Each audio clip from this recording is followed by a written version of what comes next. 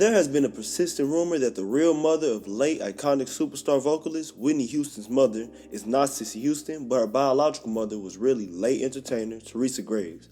And I know this sounds crazy, but this rumor has been around for decades, and it is actually pretty interesting. So today, I'll just be breaking this rumor down and explaining how crazy and interesting it is. Now, Teresa Graves was a triple threat entertainer that's seen a lot of success in the 70s as she could sing, act, and dance. She was one of the only black women on television at the time, as black representation for females especially wasn't very popular on TV. She started her career as a singer in the group the Doodletown Pipers after she graduated high school, where she was voted most talented. In the late 60s, she gained popularity as the mod world bikini girl between 1969 and 1970. In the 70s, she gained many successful roles in movies like Vampira, Black Eye, and That Man Buck. And she actually got her own show in 1974 titled Get Christy Love that was very successful. Graves was actually the first black woman to star in her own drama TV show, Get Christy Love, and the only black woman to do so until Kerry Washington did. She was usually brought up in discussion as one of the most beautiful black women in the 70s. She truly was strikingly beautiful. Now, the main reason people believe that Teresa is Whitney's mother is because of their striking resemblance. And I doubted it at first, but they actually really do kind of look alike. Like they genuinely resemble the nose, the eyes, the facial structure, everything.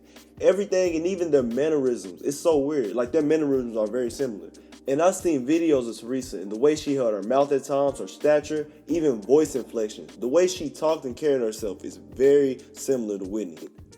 And it's going to be the only place to laugh on Tuesday nights. We're the only comedy show on. And we're very optimistic about the show because we've got a great group of people working for us, and the cast and the writers. It's a pretty big cast, isn't it? It's terrific. I mean, there's 10 people. Plus, our host will be Mr. Gene Kelly, who's going to host the show. And we're going to have guest stars on the show. And yeah, there are 10 of us, there are 5 couples from each, trying to get each aspect of, society. We have an elderly couple.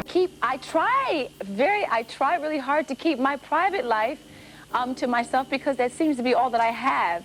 Everything else belongs to the world and to the public. So that piece of my life I really like to myself because it matters to me. It's very important.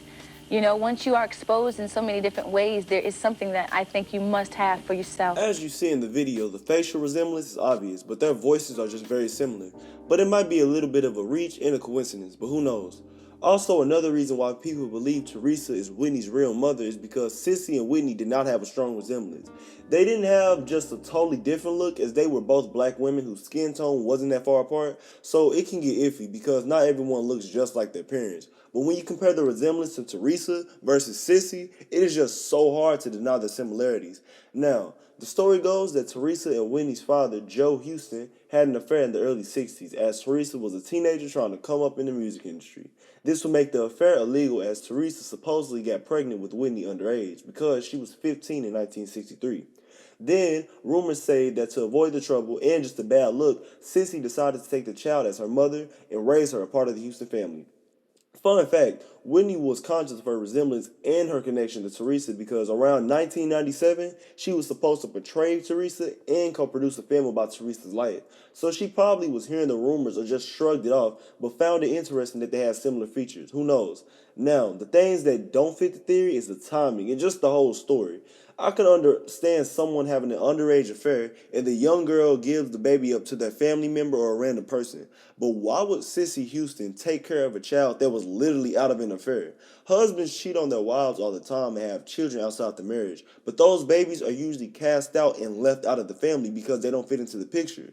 No woman would just casually welcome the baby of a woman that took her husband in her home as a child.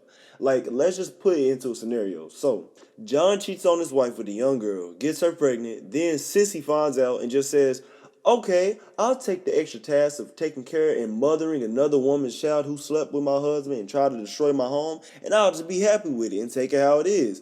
Like, no, I just can't believe that, especially from anybody, and then definitely a woman like Cissy Houston, even from the most timid of women. And Cissy was a stern woman. She didn't just sit up and take BS.